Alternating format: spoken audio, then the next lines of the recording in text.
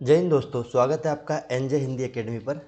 दोस्तों, जैसे कि आप लोगों को थंबनेल में भी आपने देखा होगा और आप लोग अगर पहले से व्यूवर्स है, सब्सक्राइबर्स है, तो आप लोगों को पहले से पता है कि हम यूजीसी नेट का पूरा कंटेंट पढ़ रहे हैं और पूरा कंटेंट में फ्री ऑफ कॉस्ट आपको पढ़ा रहा हूँ। ये मैंने आप लोगों से वादा किया है और ये वादा मैं आप लोगों से निभाऊंगा, ठीक है। दिसंबर 2025 के लिए हम ये पूरी चीज़ें पढ़ रहे हैं और हमने इसमें भाषा विज्ञान का कंटेंट हमने इसमें कंप्लीट पढ़ लिया। भाषा विज्ञान के मैंने हर एक टॉपिक को आपको बड़े डीप में समझाया है। उसका प्लेलिस्ट इसी वीडियो चैनल पे मिल जाएगा, तो आप देख सकते हो। उसके बाद हमने पीवाईक्यूज उठाए कि भाई अब हम भाषा विज्ञान के पीवाईक्यूज उठाते तो पहले 2020-21 के पीवाईक्यूज देखे, फिर 22-23 के देखे दूसरे वीडियो में, और आज के वीडियो में हम 24-25 के पीवाईक्यूज देखेंगे। 24-25 में देखो एक पेपर हुआ था ऑफलाइन, कैंसिल हुआ था, तो वो भी इसमें रखा हुआ है। फिर उसके बाद अगला पेपर हुआ था, वो 2 सितंबर हुआ था, उसके क्वेश्चन भी यहाँ पर रखे। फिर हमारा दिसंबर 2024 का पेपर हुआ और उसके बाद जो कि 8 जनवरी को हुआ था ना, और फिर उसके बाद जो पेपर हमारा हुआ था वो अभी 29 जून को हुआ था। तो इसके इसके सारे क्वेश्चन हमने यहाँ पर आपको रखे हुए, सारे क्वेश्चन को हम सोल्व कराएंगे। और ये यूनिट वाइज टेस्ट पीवाईक्यूज रखे हुए ना, यूनिट वाइज टेस्ट चल रहे हैं। ये भाषा विज्ञान का ही टेस्ट है, तो आज हम सिर्फ भाषा विज्ञान के टेस्ट की ही बात यहाँ पर करेंगे, यानी भाषा विज्ञान के क्वेश्चनों की ही बात करेंगे। इसका कंटेंट मैंने पहले पढ़ा चुका हूँ, आज क्वेश्चनों की बात करेंगे। फिर इसके बाद हम हिंदी साहित्य का इतिहास वाला अच्छा, मुझे एक आप लोग कमेंट जरूर करना जो इस वीडियो को देख रहे, कि अब इसके बाद हम टॉपिक के पहले यानी कंटेंट पढ़ने से पहले यूनिट 2 का पीवाईक्यूज लेके आए और उसके बाद कंटेंट को पढ़े, या पहले मैं उसका कंटेंट पढ़ा दूं और उसके बाद मैं आपको उसके पीवाईक्यूज लेके आऊं। तो आप मुझे बताना कि जिस तरीके से अभी हमने भाषा विज्ञान का पहले कंटेंट पढ़ा फिर पीवाईक्यूज पढ़े, ऐसा ही चलने दें या फिर पहले पीवाईक्यू करा दे फिर उसके बाद उस यूनिट का कंटेंट हम आपको पढ़ा दें, ताकि और बेहतर तरीके से आप समझ पाओ कि क्वेश्चन किस तरीके से बनेंगे, किस लेवल पे बनेंगे। तो ये मुझे जरूर बताना। बाकी फ्री ऑफ कॉस्ट का मतलब हर एक चीज़ फ्री ऑफ कॉस्ट प्रोवाइड कराई जाएगी इस चैनल पे। अगर आप न्यू व्यूअर्स है तो जल्दी से चैनल को सब्सक्राइब कर लीजिए, ठीक है। चलो बढ़ते हैं, पहला क्वेश्चन हमारा देखते हैं। पहला क्वेश्चन है हमारा, अर्धमागधी प्राकृत के संबंध में सत्य कथन बताइए। पहला क्वेश्चन क्या है, चलो 2 सेकंड रुकना, ठीक है। अर्धमागधी, पहला क्वेश्चन हमारा आता है अर्धमागधी। देखो, आपको भी पता है कि मागधी, अर्धमागधी, सोरसेनी, खस, ब्राचड़, ये सारे अभ्रंश जो है ये हमारे अभ्रंश है ना। तो अर्धमागधी प्राकृत के संबंध में सत्य कथन बताइए, ये क्या है हमारा अर्धमागधी। देखो, अर्धमागधी प्राकृत के बारे में पूछ रहा है वो। आपको पता है पाली प्राकृत, अभ्रंश, इस तरीके से हमने पढ़ा था ना, जिसे हम प्रथम प्राकृत द्वितीय प्राकृत भी कहते हैं। तो इसमें पहला है हमारा कि जैन आचार्य ने शास्त्रों की रचना में इस भाषा को अपनाया। क्या अपनाया? जैन आचार्यों ने शास्त्रों के रचना में इस भाषा को अपनाया। तो यार देखो, प्राकृत की बात आई और प्राकृत जो है जैनिज्म ने अपने साहित्य में इसका अपनाया था, तो ये बात तो सही लग रही मुझे, यानी कि यहाँ सत्य कथन बताना, तो कि ऑप्शन नंबर ए तो मुझे सही लग रहा है, ठीक है। फिर आता है इसका तत्कालीन रूप मथुरा के आसपास व्यक्त होता है। देखो, मथुरा के आसपास मागधी प्राकृत तो नहीं देखने को मिलती है, बिल्कुल भी नहीं देखने को मिलती है। यहाँ पर हमें ब्रज का क्षेत्र देखने को मिलता है। स श के स्थान पर स का प्रयोग अर्धमागधी की प्रमुख विशेषता है। देखो यार, स श के स्थान पर स का प्रयोग स्थान अर्धमागधी में तो मैंने नहीं देखा, ये चीज़ें नहीं है।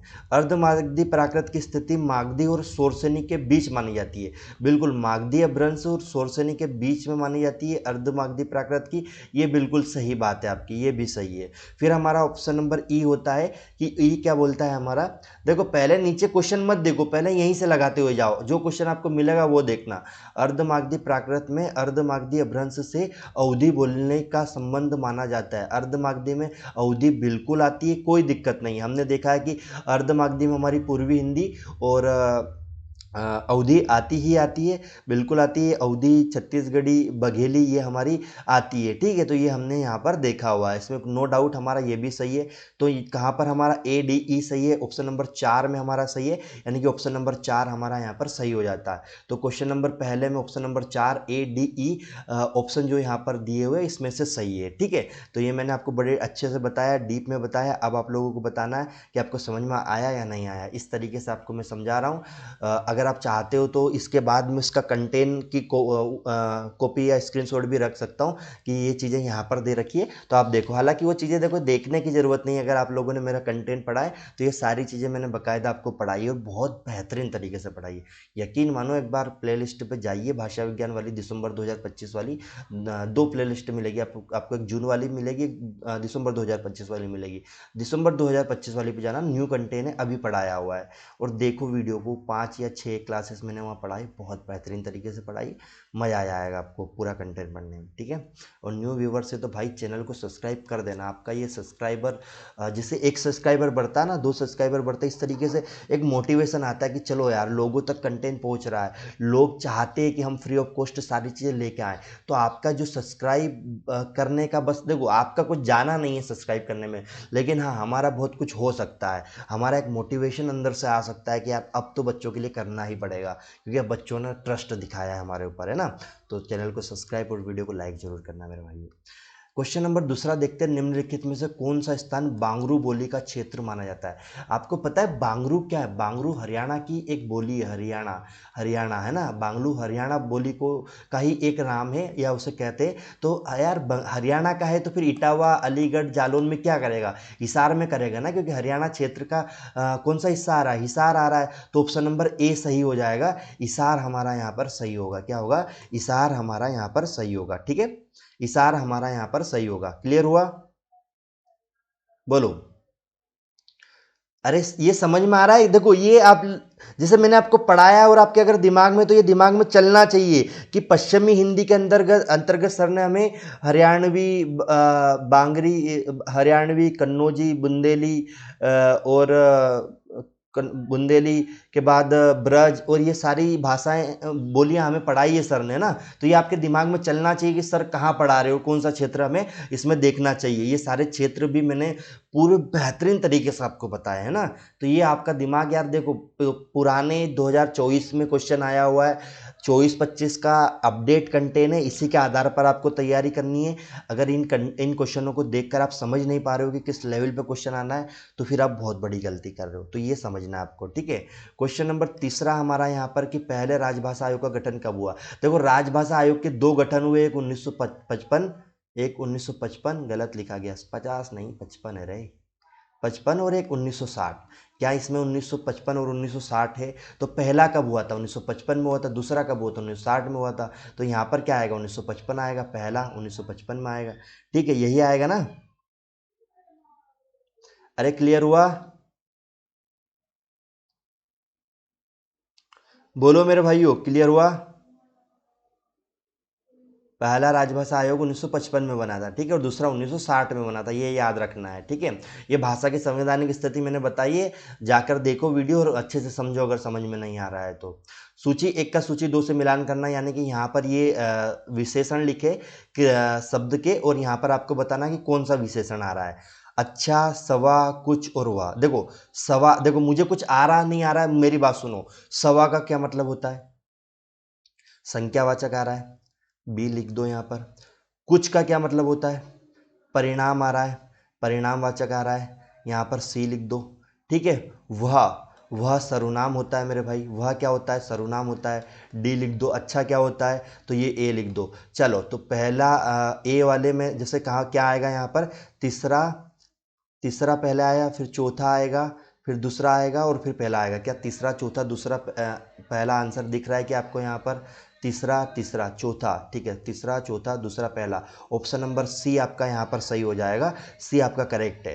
देखो यार मैंने आपको इसी चैनल पर व्याकरण पढ़ाई और बेहतरीन तरीके से पढ़ाई है। और मेरे भाइयों जो नेट जेआरएफ की तैयारी कर रहे हैं, एक चीज़ अपने दिमाग में बिठा लो, 2024 से पहले व्याकरण का इतना बड़ा पोर्शन नहीं आता था। अब ये मान के चलो भाषा विज्ञान के अगर 10 क्वेश्चन आ रहे, तो 5 से 6 क्वेश्चन व्याकरण के ही आने हैं ना। यानी कि अगर जीआरएफ तारीफ चाहिए तो व्याकरण करना पड़ेगा मेरे भाई, और व्याकरण सरल है ना यार। कोई नेट जेआरएफ वाला बच्चा ऐसा तो है नहीं कि जो बाकी स्टेट की तैयारी नहीं कर रहा होगा, पीजीटी टीजीटी या और जगह की दे रहा है ना, तो व्याकरण तो तुम पढ़ते हो, तो क्यों ना पढ़ो, इसी यूट्यूब चैनल पर है, अच्छे से पढ़ो यार। देखो मैंने एक ही दिमाग लगाया, मुझे पता है कि यहाँ पर सवा सवा क्या होता है। सवा एक हमारा तोलने वाली चीज है कि 1.25 किलो दे दो, 2.5 किलो दे दो, इस प्रकार का। तो ये संख्यावाचक है, संख्यावाचक विशेषण है, मैंने आंख मिच के लगाया, मुझे पता ही है यहाँ पर, है ना। कुछ का मतलब होता है परिणाम, जैसे हम कहते हैं ना कि कुछ संतरे दे दो, कुछ अंगूर दे दो, तो ये परिणाम को कर दे, या कुछ दूध दे दो, ये परिणाम को कराता है। वह शब्द आपको पता है सर्वनाम शब्द है, और अच्छा शब्द गुण को बताता है। तो ये डायरेक्ट मैंने इस तरीके से क्वेश्चन को सोल्व किया था, इसी तरीके से एग्जाम में सोल्व करना है मेरे भाई, ठीक है। मैं बोल रहा हूं पिछले मतलब इस बार के 29 जून को, पिछले साल दिसंबर 2024 के दोनों पेपर, या उससे पहले जो हमारा पेपर जून वाला, जून 2024 का कैंसिल होकर अक्टूबर में हुआ था, उस वाले पेपर में आप देखोगे तो व्याकरण के बहुत क्वेश्चन आए, बहुत क्वेश्चन। और ये वही पेपर है ना, 2024 और 2025 के पेपर यहाँ पे रखे हुए। आपको पता है कि ये सारी चीजें करना ही पड़ेगा। अब देखो, आप यकीन नहीं मानोगे, ये जून 2025 का पेपर है, सॉरी जून 2024 का क्वेश्चन है, और जून 2025 में भी आपको तत्पुरुष के 6 प्रकार, तत्पुरुष समाज के 6 प्रकार है, और 6 के 6 प्रकारों से क्वेश्चन पूछा गया है। जून, जिसने 29 जून 2025 का पेपर दिया है उसको पता है, और ये जून 2024 का क्वेश्चन है। तो यानी कि क्वेश्चन सेम रिपीट हो रहा है अभी। तो ये पैटर्न आप पकड़ चुका है कि समाज से क्वेश्चन आना ही आना है। दिसंबर 2024 का में भी देख लो समाज से क्वेश्चन आया था, जून 2024 में देख लो समाज से क्वेश्चन आया था, और जून 2025 में देख लो समाज से क्वेश्चन आया ही हुआ है। तो यानी कि ये करना ही पड़ेगा। अब यहाँ क्या लिखा, हस्तलिखित, हस्तलिखित का समास विग्रह बताइए, में कौन सा समास है। यार तुम्हें कुछ समझ में नहीं आ रहा ना, मैं एक चीज बताता हूं, तत्पुरुष समास कारक पर डिपेंड करता है। 6 कारक याद कर लो, 6 कारक के कारक चिन्ह अगर तुम्हें याद है तो तुम तत्पुरुष समास को हल्के में उड़ा दोगे। किस में उड़ा दोगे, हलवे, हलवा समझोगे उसको, हलवा, ठीक है। तो क्या समझोगे, हलवा समझोगे। अब देखो इसमें कहां से स्टार्ट होता, क्या होता है, देखो करण से, तो हस्तलिखित यानी हाथ से लिखा हुआ, तो करण तत्पुरुष, करण में आता है से शब्द का प्रयोग। तो ये ऑप्शन नंबर 2 हमारा इसमें सही हो जाएगा। तो हस्तलिखित कौन सा तत्पुरुष समास है, करण तत्पुरुष समास, ऑप्शन नंबर 2 इसमें सही हो जाएगा, ठीक है। क्लियर हुआ। अरे समझ रहे हो या नहीं समझ रहे हो बेटा, सॉरी, क्लियर हुआ।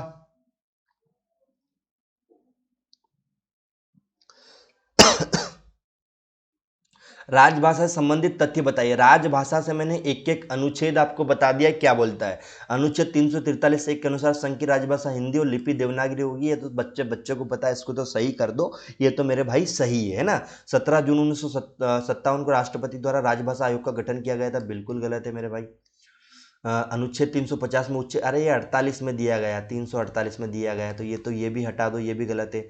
अनुच्छेद 344 के अनुसार राष्ट्रपति संविधान के प्रथम 5 और 10 वर्ष के बाद राजभाषा आयोग की नियुक्ति करेगा, बिल्कुल सही बात है। ये 344 में कहा गया है भाई, पता है हमें। 345 में यह व्यवस्था की गई कि राज्य का विधानमंडल विधि द्वारा एक या एक से अधिक प्रादेशिक भाषाओं का निर्माण, प्रादेशिक भाषाओं को सरकारी प्रयोजन के स्वीकार कर सकता है, ठीक है, ये भी सही है, ये भी 345 में दिया गया। तो option number A D E सही है। Option number A D E कहाँ में दिखाई दे रहा है, ऑप्शन ए डी ई दिखाई दे रहा है ऑप्शन नंबर 4 में। ऑप्शन नंबर 4 हमारा सही हो जाएगा। देखो मैं तो बोल रहा हूँ ऑप्शन देखने की जरूरत नहीं होती है। 343 से लगाकर 351 तक भाषा के, राजभाषा से संबंधित जो संवैधानिक स्थितियाँ है, वो सारे अनुच्छेद बताए हुए। वीडियो जाओ देखो पहले वो क्लासेस, फिर आके क्वेश्चन लगाना एक बार और, तो आपको पता चल जाएगा कि यार ये क्वेश्चन तो हमारे लिए हलवे क्वेश्चन है, ये कैसे पूछ सकते हैं, सर ने इतना बेहतरीन कंटेंट हमें प्रोवाइड कराया है यार, ये कैसे हो सकता है, ठीक है। तो इस तरीके की बातें करोगे आप कुछ देर बाद जब वो वीडियो देख लोगे तो।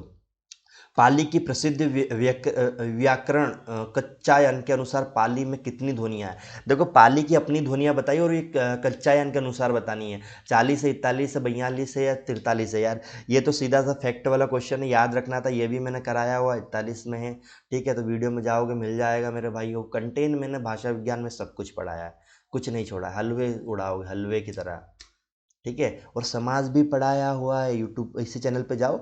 समास आई थिंक मैंने आपको एसआई वाले एक प्लेलिस्ट मिलेगी, यूपी एसआई वाली, उस पर समास पढ़ा है। तो देखो समास किसी का भी हो, व्याकरण व्याकरण होती कहीं पर भी है, तो जो कंटेन वाली चीज़ें वो वहाँ पर आप देख सकते हो। उत्तर प्रदेश सरकार द्वारा 31 जुलाई 1947 ईस्वी को गठित देवनागरी लिपि सुधार समिति के अध्यक्ष कौन है? ये बच्चे बच्चे को पता होना चाहिए कि ये क्वेश्चन जो है ये यूपी के असिस्टेंट प्रोफेसर में आ गया है, एमपी के असिस्टेंट प्रोफेसर में आ गया, एमपी के सेट में आ गया ये क्वेश्चन, एमपी सेट में आ गया, या नेट जेआरएफ में 2 से 3 बार ये क्वेश्चन आ गया। तो ये बच्चे बच्चे को पता है कि नरेंद्र देव ने कि इसके अध्यक्ष थे। कौन थे? नरेंद्र देव इसके अध्यक्ष थे। ठीक है, तो ये आपको बच्चे बच्चे को पता होना चाहिए ये चीजें। ठीक है, क्लियर हुआ?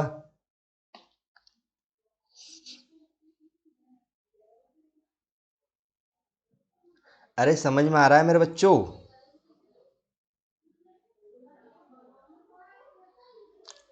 अरे बोलो।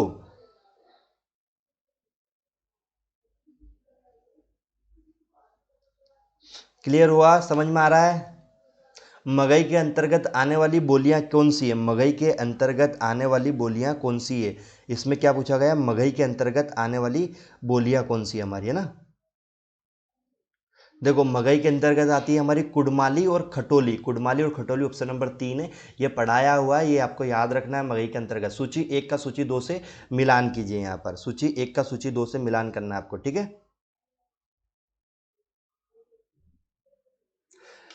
अब आपको पता है यार कि बुंदेल शहर, फतेहपुर, मंडी और इटावा, इसमें क्या क्या बोली जा सकती है? देखो अवधी, खड़ी बोली, कन्नौजी और सिरमौरी, है ना?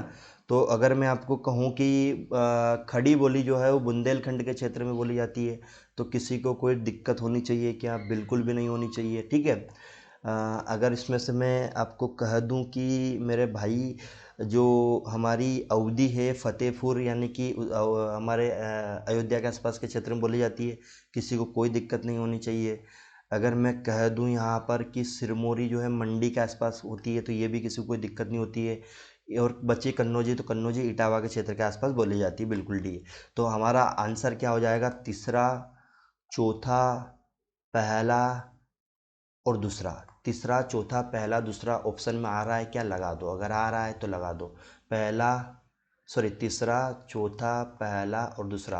ऑप्शन नंबर सी हमारा यहाँ पर सही हो जाएगा।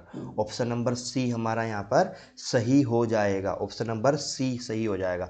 देखो ये सारे क्षेत्र मैंने बताया कि कौन सी बोली का कौन सा क्षेत्र है, ये सब मैंने कराया हुआ है और बहुत बेहतरीन तरीके से कराया है ना। तो आप मैं फिर कहूँगा कंटेंट वाली क्लास देखो मेरे भाइयों, तब जाकर ये क्वेश्चन आपको हलवे लगेंगे ना।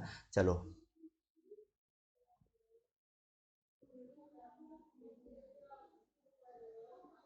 देवनागरी लिपि के संदर्भ में कौन सा कथन असत्य है? ये पूछ रहा है असत्य। देवनागरी लिपि के संदर्भ में कौन सा कथन असत्य है, ये पूछ रहा है ना। तो देवनागरी लिपि के संदर्भ में तुम्हें असत्य कथन बताना। क्या बताना? असत्य कथन बताना देवनागरी लिपि के संदर्भ में। 2 सेकंड रुकना।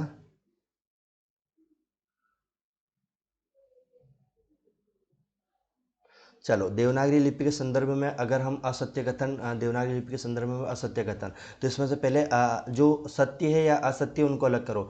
देवनागरी अर्थात काशी में प्रचार होने के कारण से देवनागरी कहा गया। ग्रियर्सन ने देवनागरी को शारदा लिपि के का बहन माना।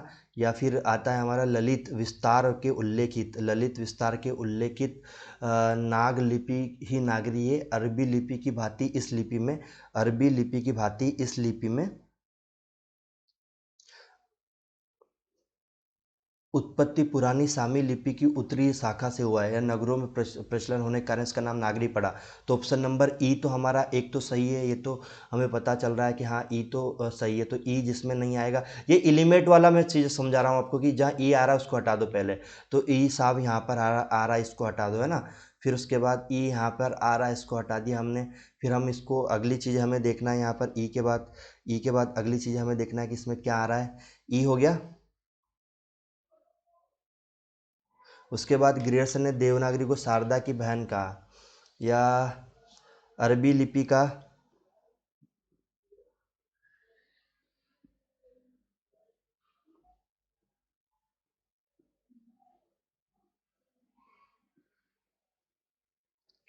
देखो इसमें ए काशी में प्रचार होने के कारण इसका देवनागरी कहा गया था, तो ये भी हटा दो, यानी कि ये भी सही है, तो ये भी हमारा इसमें नहीं होना चाहिए, तो ए वाला भी इसमें हटा दो, है ना। बचेगा हमारा ये वाला और ये वाला। तो डी वाला भी इसमें सही है, इसको भी हटा दो, तो बचेगा हमारा इसमें डी वाला गलत है इसमें, और एक बी वाला गलत है, सी वाला भी सही है। तो ऑप्शन नंबर बी इसमें हो जाएगा हमारा, ऑप्शन नंबर बी और ऑप्शन नंबर दो हो जाएगा, बी और डी इसमें सही हो जाएगा। क्या हो जाएगा? बी और डी इसमें सही हो जाएगा, ऑप्शन नंबर बी और डी इसमें सही हो जाएगा। ठीक है, मतलब सही होने का मतलब ये ऑप्शन गलत है, बाकी सही है इसमें ना, बाकी सब सही है और ये गलत है हमारा। तो ये लिपि के विकास में मैंने बताया था आपको कि किस तरीके से लिपि के विकास को देखना है। छत्तीसगढ़ी बोली के संदर्भ में कौन सा कथन असत्य है, बताओ। छत्तीसगढ़ी जो बोली है उसके संदर्भ में कौन सा कथन असत्य है, ये आपको बताना है। तो छत्तीसगढ़ी का संबंध ग्रियर्सन के अर्धमागधी से माना है, तो मेरे भाई ये आप लोगों का छत्तीसगढ़ी का ये सही है, क्योंकि ग्रियर्सन पहले तो ये देखो कि ये अर्धमागधी से बिल्कुल, और ये ग्रियर्सन ने माना था, तो ये तो सही है, यानी असत्य पूछा तो ये तो हमें नहीं लगाना है। ये वंशी तथा गोंड राजाओं के संरक्षण में सामान्य जनता की बोली के रूप में छत्तीसगढ़ी का विकास हुआ, ये भी सही है। छत्तीसगढ़ गढ़ी भारोपी परिवार के भारत ईरानी वर्ग की भारतीय आर्य शाखा में बोली जाती है, ये भी सही है। क्योंकि देखो यार छत्तीसगढ़ी है किस में आती है, तो छत्तीसगढ़ी आती है पूर्वी हिंदी, पूर्वी हिंदी किस में आता है? अर्धमागधी में, और अर्धमागधी किस में आता है? अर्धमागधी जो हमारा आता है हमारे अर्धमागधी जो है वो हमारे भारोपीय भाषा परिवार के अंतर्गत आता है, और भारोपीय भाषा परिवार भारतीय ईरानी वर्ग के अंतर्गत आता है ना, तो ये तो बिल्कुल सही है। गोंडी छत्तीसगढ़ी बोली का एक रूप है, ये गलत है, मतलब ये नहीं है, तो ये असत्य, यानी कि ऑप्शन नंबर 4 हमारा इसमें लगाना है। देखो उसने पूछा असत्य, तो ये बाकी सत्य थे, तो ये तो लगाना नहीं है हमें, ऑप्शन नंबर 4 लगाना। ये असत्य, तो असत्य हमें लगाना है ना, तो असत्य बताना था, ऑप्शन नंबर 4 गलत है, और ये हमें बताना था। यहाँ पर दिए गए विकल्पों में असत्य कथन का चयन कीजिए। असत्य कथन यहाँ पे आपको बताना है, ठीक है। दिए गए विकल्पों में से क्या करना है? असत्य कथन हमें बताना है, ठीक है। क्या बताना है? असत्य कथन। पूर्वी हिंदी का विकास मागधी से हुआ है। अरे अभी चिल्ला चिल्ला कह रहा हूँ, अर्ध मागधी से हुआ है, अर्ध मागधी से हुआ है। पूर्वी हिंदी का विकास किससे हुआ? अर्ध मागधी से हुआ है। तो ये तो हटा ही दो मेरे भाई, ये गलत है, यानी कि ऑप्शन नंबर ए तो आना ही आना है ना, मतलब ये गलत है, यानी कि ये आना है, क्योंकि उसने पूछा ही असत्य है, तो ए आना है, ए लिख दो एक जगह पर, है ना, ये आना एक जगह। लंका में पाली को अर्धमागधी कहा जाता है, ये बिल्कुल सही बात है, लंका में कहा जाता है। अर्धमागधी कोस्टल के आसपास का विकास हुआ है, ये भी गलत है, ऐसा नहीं हुआ है। तो ए और सी, ऑप्शन नंबर ए और सी देखो क्या ये आ रहा है, क्या बाकी को पढ़ने की जरूरत नहीं है, वैसे ए और सी आ रहा है बिल्कुल, तो ए और सी हमारा आंसर हो जाएगा कि ये दोनों हमारे गलत है ना, बाकी सही। चलो और समझा भी देता हूँ। राजस्थानी भाषा का विकास शोरसेनी अपभ्रंश के अंतर्गत हुआ, बिल्कुल है। शोरसेनी में आपका पश्चिमी हिंदी, राजस्थानी हिंदी, गुजराती हिंदी और पहाड़ी हिंदी आती है, ये आपको पता है, ये सही है। तीसरी सदी के लगभग विकृत शब्द के अभ्रष्ट से अभ्रंश का विकास हुआ, बिल्कुल सही बात है। तो इसमें ऑप्शन नंबर ए और पहला आएगा, जिसमें ए और सी आएगा, ये गलत है ना, ये गलत दिया है, बाकी सब सही दिए हुए, ठीक है। तो ये हमें बताना था। चलो आगे देखते हैं। राष्ट्रभाषा केवल हिंदुओं और अमीरों की राष्ट्रभाषा है। देखो इस केवल के आगे राष्ट्रभाषा लगा है, राष्ट्रभाषा केवल हिंदू और अमीरों की भाषा नहीं हो सकती, उसे किसानों और मजदूरों की भाषा बनना पड़ेगा। कथनों के संदर्भ में किसका कथन है? तो ये प्रेमचंद का कथन है। प्रेमचंद ने कहा था कि जो राष्ट्रभाषा है वो सिर्फ हिंदुओं या अमीरों की भाषा नहीं, ये किसानों मजदूरों की भाषा भी बनना पड़ेगा। ये जो संदर्भ, ये कथन है, ये प्रेमचंद का कथन है, ये याद ही रखना है मेरे भाइयों, ठीक है। प्रेमचंद ने ही कहा था। फिर आता है अर्थवान कंठोदय गिर्ण ध्वनि स्पष्टि ही भाषा है। भाषा की उपयुक्ति परिभाषा किस विद्वान ने दी? देखो ये एक परिभाषा दी है, और ये एक ऐसे व्यक्ति ने दी है जो काफ़ी प्रचलित है, यानी कि भाषा की परिभाषा या भाषा के लिए बहुत प्रचलित है। उनका नाम मैं अभी बता रहा हूँ, लेकिन याद रखो कि परिभाषा क्या दी? अर्थवान कंठोद गिर्ण ध्वनि समष्टि ही भाषा है। ये क्या है? सुकुमार सेन, सुकुमार सेन ने कहा था। क्या कहा था? सुकुमार सेन ने कहा था। किसने कहा था? सुकुमार सेन ने कहा था। देखो कुछ चीज़ें मैं जल्दी करा रहा हूँ इसलिए कि वो फैक्चुअल चीज़ें जो आपको याद रखनी और आप याद रख सकते हो, तुरंत बता सकते हो, है ना। तो ये चीज़ें आपको, ये कुछ चीज़ें जहाँ डीप में बतानी हो वहाँ पर मैं बता रहा हूँ आपको, कोई डाउट ही नहीं है। निम्नलिखित में से खरोष्ठी लिपि की विशेषता बताइए। खरोष्ठी लिपि की विशेषता पूछिए, देखो याद रखना, खरोष्ठी लिपि की विशेषता नहीं है। नहीं है पूछा है, पूरा क्वेश्चन जरूर पढ़ा करो। नहीं है पूछा यानी खरोष्टी लिपि की विशेषता नहीं है। कौन सी है ये हटा दो तो नहीं है निकल जाएगा, या फिर डायरेक्ट देख लो कि ये नहीं है उसको निकाल लो। दो ऑप्शन होते हैं इस प्रकार के क्वेश्चन को करने के, या तो है वो अलग निकाल दो कि ये तो आना ही नहीं है, इसके अलावा जो आएगा वो आंसर हो जाएगा, या फिर जो नहीं है वो डायरेक्ट निकाल लो, आप बता दोगे क्या होगा इसमें। ठीक है, तो पहले देखते हैं, खरोष्टी बाईं से दाईं दाएं से बाएं की ओर लिखी जाती है, बिल्कुल सही बात है। खरोष्टी लिपि दाएं से बाएं लिखी जाती है। खरोष्टी में वर्णों की संख्या 30 नहीं 37 है, ये हमारा ये आएगा, तो ये गलत है, यानी कि ऑप्शन नंबर 20 में आना ही आना है। खरोष्टी आर्य भाषा की समस्त ध्वनियों की को अंकित करने में समर्थ है। खरोष्टी जो है आर्य भाषा की समस्त ध्वनियों को अंकित करने में समर्थ है, बिल्कुल गलत है, ये सी 20 में आ जाएगा। खरोष्टी में संयुक्त अक्षर लिखने की सुविधा नहीं है, बिल्कुल सही बात है, नहीं है। खरोष्टी में स्वरों तथा मात्राओं में ह्रस्व और दीर्घ का भेद नहीं होता, बिल्कुल सही बात है। तो बी और सी हमारा इसमें आंसर आ जाएगा, ये गलत है ना। तो बी और सी कहीं पर आ रहा है क्या? बिल्कुल आ रहा है, बी और सी पहले आंसर में आ रहा है, तो ये आंसर नंबर ए हमारा इसमें सही हो जाएगा। ठीक है, आंसर को इस तरीके से सोल्व करने का प्रयास करो, या इस तरीके से सोल्व करने का चीजें सीखो सोल्व करते हुए। ठीक है, स्वनिम की विशेषता के संदर्भ में निम्नलिखित में से कौन सा कथन सत्य है? स्वनिम की विशेषता के संदर्भ में, किसकी विशेषता के संदर्भ में? स्वनिम की विशेषता के संदर्भ में निम्नलिखित में से कौन सा कथन असत्य है? देखो असत्य पूछा है उसने, याद रखना, ये चीजें याद रखना, असत्य पूछा है। स्वनिम किसी भाषा की लघुत्तम खंडीय इकाई होता है। स्वनिम जो है वो किसी भाषा की लघुत्तम खंडीय इकाई होता है, तो ये सत्य है, बिल्कुल होता है। स्वनिम में अर्थ परिवर्तन की शक्ति होती है, बिल्कुल। स्वनिम में ध्वन्यात्मक समानता की ओर प्रवृत्ति होती है, बिल्कुल सही बात है। स्वनिम की प्रवृत्ति अपरिवर्तनशील होती है, जब अभी बताया कि ध्वनिम समानता की प्रवृत्ति होती है तो प्रवृत्ति अपरिवर्तनशील होती है, ये गलत है ना। तो ऑप्शन नंबर 4 हमारा आंसर सही हो जाएगा कि ये असत्य है, ये असत्य है, ये असत्य है। स्वनिम की विशेषता के संदर्भ में ऑप्शन नंबर 4 हमारा असत्य है। ठीक है, चलो, नीचे दो सूचियां दी है, सूची नंबर 1 और सूची नंबर 2। आपको बताना राजभाषा अधिनियम कब आया था, राजभाषा नियम कब बना था, राजभाषा संकल्प या प्राधिकृत जिसे केंद्रीकृत विधि अधिनियम कहते हैं, ये कब कब बने थे ना। तो आपको बताना कि राजभाषा अधिनियम 1963 में प्रकाशित हुआ था। राजभाषा अधिनियम 1963 में प्रकाशित हुआ था, ये याद रखना है। फिर उसके बाद आता है राजभाषा संकल्प 1968 में प्रकाशित हुआ था, ये आपको याद रखना है। ठीक है, उसके बाद हमारा आता है प्राधिकृत पाठ यानी कि केंद्रीय विधि अधिनियम। केंद्रीय विधि अधिनियम जो है हमारा वो कब बना था, तो वो 1973 में बना था, हमारा ऑप्शन नंबर सी। राजभाषा नियम 1976 में प्रकाशित हुआ था। तो हमारे क्या क्या आंसर हो जाएंगे? पहले पे दूसरा आएगा, फिर पहला आएगा, फिर चौथा आएगा, और फिर तीसरा आएगा। 2 1 4 3, 2 1 4 3 कहीं आ रहा है क्या? ये नहीं आ रहा है, इसमें आ रहा है 2 1 4 3।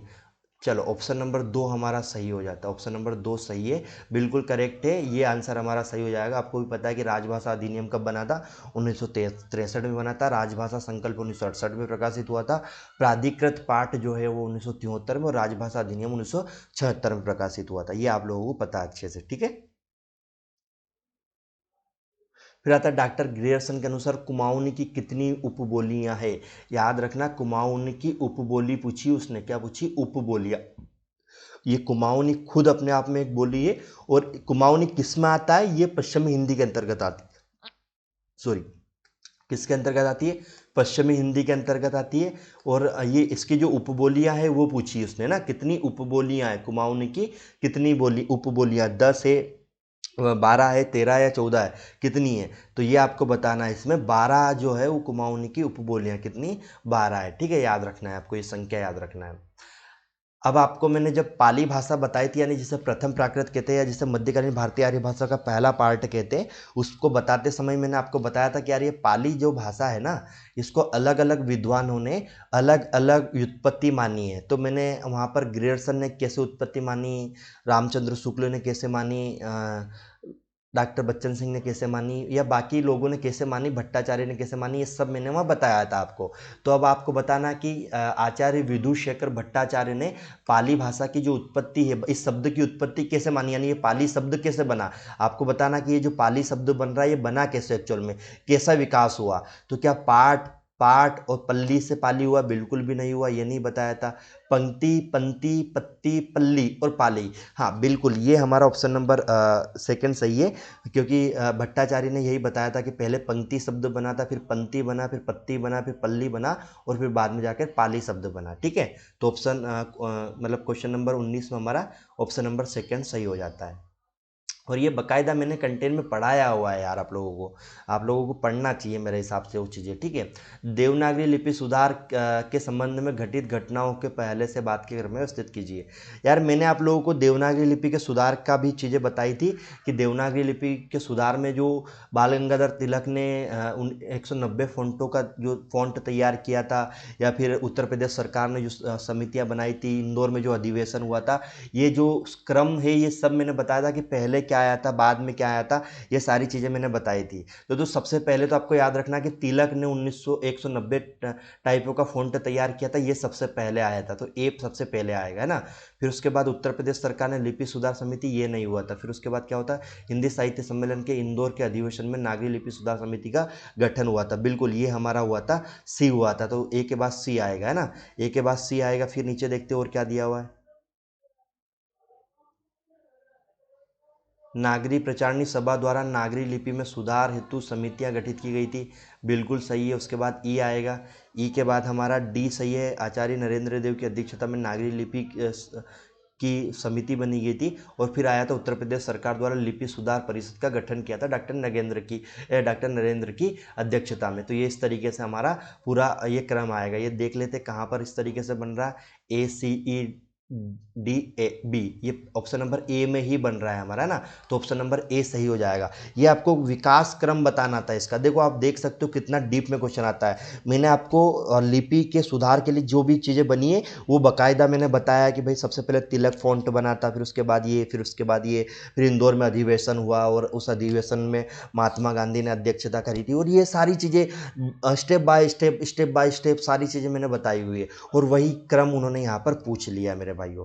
तो ये आपको मैं पढ़ाते समय भी कह रहा था कि इस तरीके से कंटेंट आता है, इस तरीके से आता है, पढ़ लो मेरे भाइयों, पढ़ लो मेरे भाइयों, पर नहीं पढ़ना नहीं सर, हमको पढ़ना तो नहीं है, पढ़ेंगे ही नहीं हम। आप जो कह रहे हो वो नहीं करेंगे हम।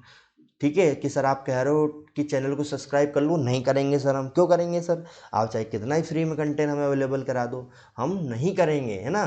तो ठान लिया आप लोगों ने, मत पढ़ो भाई, ठीक है, चलने दो जो चल रहा है। कारक का सही अनुक्रम है, कारक का सही अनुक्रम है, कारक का सही अनुक्रम। मैंने आपको बताया कि जो कारक है, कारक के कितने प्रकार होते हैं, तो कारक के 8 प्रकार होते हैं। लेकिन जो समास होता है हमारा तत्पुरुष समास, जो तत्पुरुष समास होता है, तत्पुरुष समास जो है, तत्पुरुष समास में जो कारक होते हैं उसमें 6 प्रकारों का यूज होता है कारक का। पहला कारक और लास्ट का 8वां कारक इसमें यूज नहीं होता है, 2 से लगाकर 7वें कारक तक ये प्रयोग होता है। तो कारक का जो क्रम है वो क्रम आपको ये बताना था इसमें कि इसका कारक का क्या क्रम है ना। तो आपको भी पता है कि सबसे पहले करण आता है, करण जो यहाँ दिया हुआ है ना, कर्म को करण से, अपादान के लिए संप्रदान से, इस तरीके से आपने रटा हुआ होगा, बहुत बेहतरीन तरीके से आपने याद किया होगा मेरे भाइयों। तो मैं बता दूं कि करण सबसे पहले आएगा करण तत्पुरुष समास, करण कारक चिन्ह आएगा, करण कारक आएगा आपको। फिर उसके बाद आएगा संप्रदान कारक आएगा, संप्रदान के बाद आएगा आपका अपादान कारक आएगा, अपादान के बाद आपका आएगा संबंध कारक, और फिर आएगा आपका अधिकरण कारक, है ना। ये इस तरीके से आपका सिक्वेंस आएगा। क्या इस तरीके से दिया है, क्या बी दिया है, ए दिया है, डी दिया है, ई दिया और सी दिया, ऑप्शन नंबर सी आपका दिया हुआ है, सही है। सबसे पहले आपका आएगा करण कारक, करण से संप्रदान को लिए, या है ना के लिए, अपादान से अपादान, और फिर उसके बाद आता है संबंध, अधिकरण, कर्म। कर्म सबसे पहले आता है, कर्म, करण, संप्रदान, अपादान, अधिकरण, संबंध, अधिकरण, और इस तरीके से पूरा सिक्वेंस। और उसके बाद एक और आता है, ये हमारे इस तरीके से कारण होते हैं, कारक होते हैं। कारकों की संख्या 8 होती है, 8 के 8 कारक मैंने कराए मेरे चैनल पर, जाकर वीडियो देखना, समझ में आ जाएगा।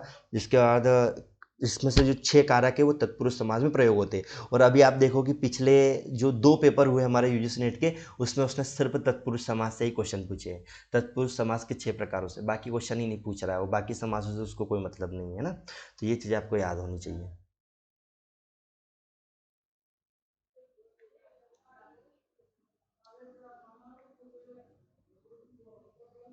चलो, इसमें उसने पूछा है, क्या पूछा, चलो ऊपर क्वेश्चन तो देखे भाई, पूछा क्या है एक्चुअल में। निम्नलिखित में से कौन सा युग्म सही है, सही पूछा है उसने ना। चलो सही वाला पूछा है, तो देखो सही वाला पूछा है तो पहले गलत वाला हटा देते यार। गलत वाला हटा दोगे, सही अपने आप आ जाएगा यहाँ पर, है ना। सही क्या हो जाएगा, अपने आप आ जाएगा।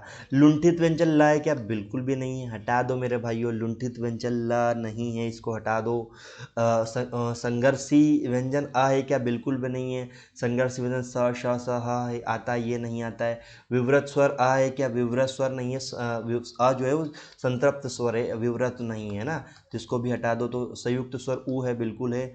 संयुक्त स्वर ऊ है, बिल्कुल है। संयुक्त स्वर ऊ है, बिल्कुल है। स्पर्श व्यंजन का है, बिल्कुल है। स्पर्श व्यंजन भी का है, और कंठस्थ व्यंजन भी का है, ये भी मान सकते हो। तो ए और बी आएगा, ए और बी आपका कहाँ पर आ रहा है, बी वाले ऑप्शन में सही है, तो ये हमारा ऑप्शन नंबर बी सही हो जाएगा, बाकी आपके गलत आ रहे हैं ना। तो ये उच्चारण स्थान से भी मैंने आपको कराए, बड़े अच्छे से उच्चारण कराए। देखो मैंने अभी बताया कि का जो है वो कंठ से निकलता है, तो यहाँ पर ए लिख दो आँख मीच कर, कोई बड़ी बात नहीं है मेरे भाइयों इसमें, है ना। फिर उसके बाद मैंने आपको बताया कि मूर्धन्य टा ठा डा डा जो है ये मूर्धन्य है, तो यहाँ बी लिख दो। दंत से क्या होता है, देखो ओष्ठ से क्या निकलता है और दंत से क्या निकलता है, ये देख लो। अब मैं आपको बता दूं कि दंत से जो निकलता है वो त है, त थ द ध, ये आपका दंत से, और प फ भ ब ओष्ठ से निकलता है ना। तो ये सी और ये डी है, तो यानी कि ऑप्शन कैसे हो जाएंगे, दो हो जाएगा, एक हो जाएगा, चार हो जाएगा और तीन हो जाएगा। क्या ऑप्शन नीचे आपको इस तरीके से दिखाई दे रहे हैं, दो एक चार, दो एक चार तीन, बिल्कुल ऑप्शन नंबर पहला ही दिखाई दे रहा है सर, ऑप्शन नंबर ए सही है। तो ये बहुत इजी चीज़ है और बहुत अच्छे से करा रखी है, बहुत बेहतरीन तरीके से करा रखी है मेरे भाई, पढ़ना है इसको ध्यान से, है ना। और ये सारी चीज़ें बहुत अच्छे तरीके से करना है आप लोगों को। चलो आगे आते हैं, निम्नलिखित में से कौन से युग्म सही है, कौन से युग्म सही है, इसमें भी यही पूछा उसने। तो ह्रस्व स्वर, देखो ह्रस्व स्वर को ही लघु स्वर कहते हैं, तो ए वाला कॉन्सेप्ट है, तो सही है, यानी लघु स्वर ए है, बिल्कुल सही बात है। दीर्घ स्वर ई है, गलत बात है, ये वाला ई आता तो दीर्घ स्वर आता, ये गलत है ना।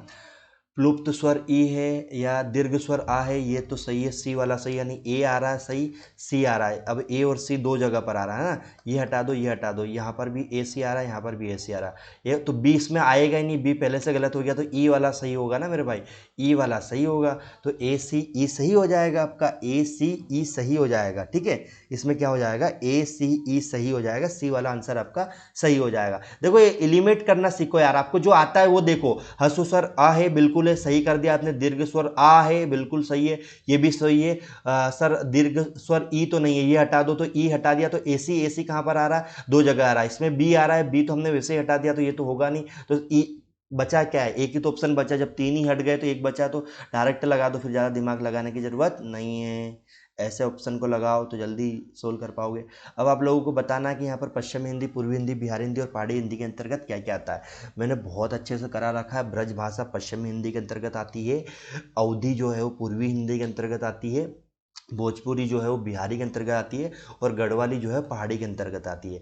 यानी कि तीसरा, पहला, चौथा और दूसरा, ये आ रहा है क्या, तीसरा पहला चौथा दूसरा, कहीं पर तीसरा पहला चौथा दूसरा, ये ऑप्शन नंबर बी में आ रहा है, ऑप्शन नंबर बी सही है। ये ज़्यादा बताने की ज़रूरत नहीं है, ये इतनी बार बता चुका हूँ कि अब मैं खुद परेशान हो गया हूँ इसको बताते बताते ना।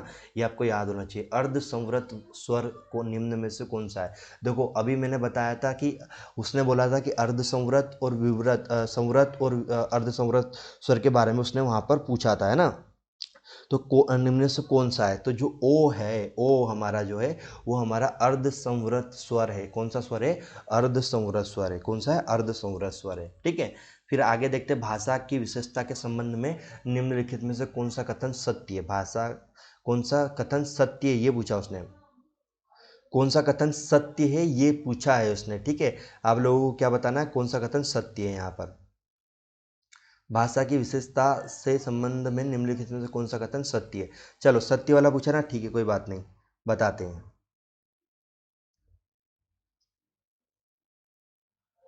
भाषा पैतृक संपदा है, भाषा परंपरा है, व्यक्ति उसका अर्जन कर सकता है, उसे उत्पन्न नहीं कर सकता। भाषा सूक्ष्मता से स्थूलता की ओर और प्रौढ़ता से अप्रौढ़ता की ओर जाती है। प्रत्येक भाषा की ओर भौगोलिक सीमा होती है।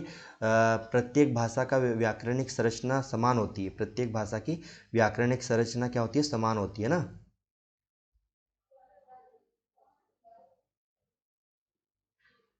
नीचे आंसर क्या दिया उसने, नीचे दिए गए विकल्पों को प्रत्येक भाषा की व्याकरणिक संरचना समान होती है, ये उसने पूछा है। ठीक है,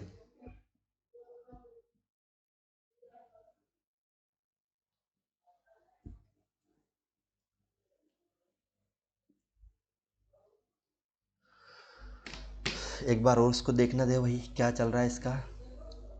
भाषा की विशेषता के संबंध में निम्नलिखित में से कौन से कथन सत्य है ना।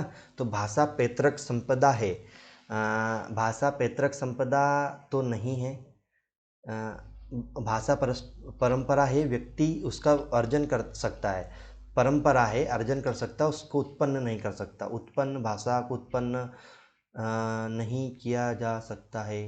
या भाषा सूक्ष्मता से स्थूलता की ओर, ये तो सही है, सी वाला सही है। प्रौढ़ता से अप्रौढ़ता की ओर है, सी वाला सही है। सी किस किस में आ रहा है, इसमें भी आ रहा है, इसमें भी आ रहा है, इसमें नहीं आ रहा है, इसमें नहीं आ रहा है। ठीक है, प्रत्येक भाषा की एक भौगोलिक सीमा होती है, बिल्कुल सही है। डी भी सही है। तो D D D D D D D इसमें आ रहा है, इसमें आ रहा है ना। प्रत्येक भाषा की व्याकरणिक संरचना समान होती है, बिल्कुल गलत है। तो ई, तो ये इसमें आ रहा है, इसको हटा दो, है ना। ई इसमें आ रहा है, इसको हटा दो। डी इसमें आ रहा है, डी ई इसमें भी आ रहा है, व्याकरणिक समान समान होती है। ई इसमें भी आ रहा है, ये भी हटा दो। तो ये वाला बचा और ये वाला बचा। और भौगोलिक सीमा होती है, प्रत्येक भाषा की एक भौगोलिक सीमा होती है, डी। तो ऑप्शन नंबर सी हमारा इसमें सही हो जाएगा, बी और डी इसमें सही होगा। ठीक है, बी और डी।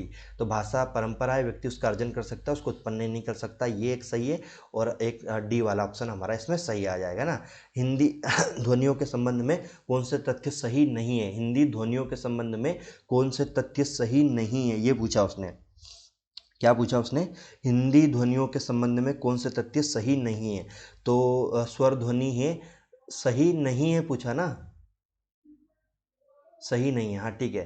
तो ध्वनियों का सबसे प्रचलित और प्राचीन वर्गीकरण स्वर और व्यंजन के रूप में हुआ, बिल्कुल सही बात है ये तो। स्वर ध्वनि है जिसका उच्चारण में हवा आबाद गति से मुख्य विवर से निकलती, सही है। व्यंजन वह ध्वनि है जिसके उच्चारण में हवा आबाद गति से नहीं निकल सकती, बिल्कुल सही बात है। जो दीर्घ से कुछ ह्रस्व हो उसे प्लुप्त स्वर कहते हैं, ये गलत है भाई, ये कोई बात ही नहीं होती है। दीर्घ से कुछ ह्रस्व हो ये प्लुप्त होता है। प्लुप्त स्वर अलग ही होता है, दीर्घ अलग होता है, लघु अलग होता है। तो ऑप्शन नंबर डी नहीं है, यानी कि ये हमें लगाना, ये हमारा ऑप्शन हो जाएगा। ठीक है, इसमें पूछा जातिवाचक से भाववाचक संज्ञा।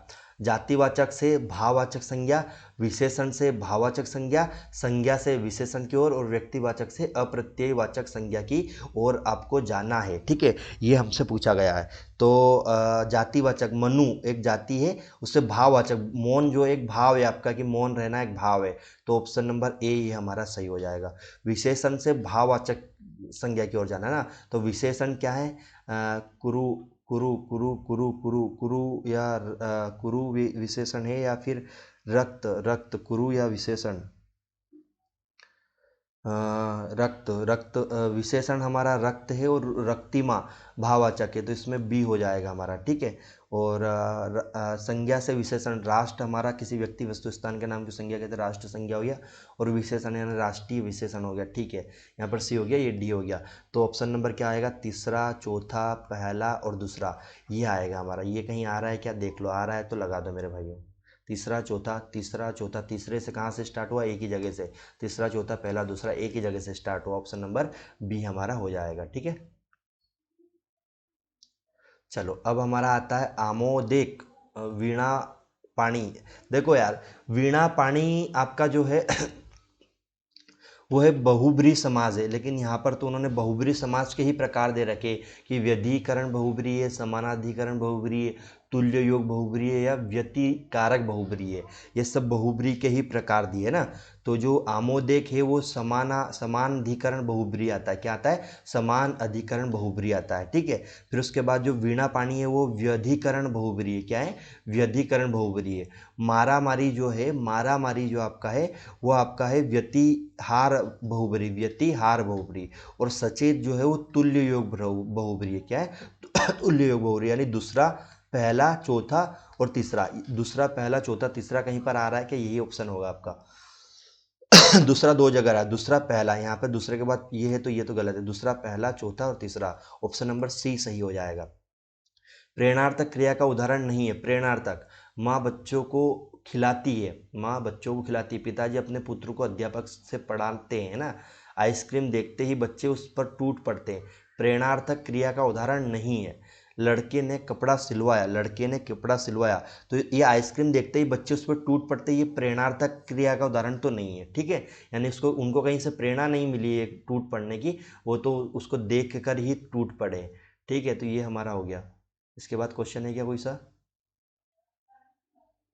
चलो ये होते हैं हमारे क्वेश्चन खत्म। ये आपके 2024 और 25 के टोटल क्वेश्चन हो गए।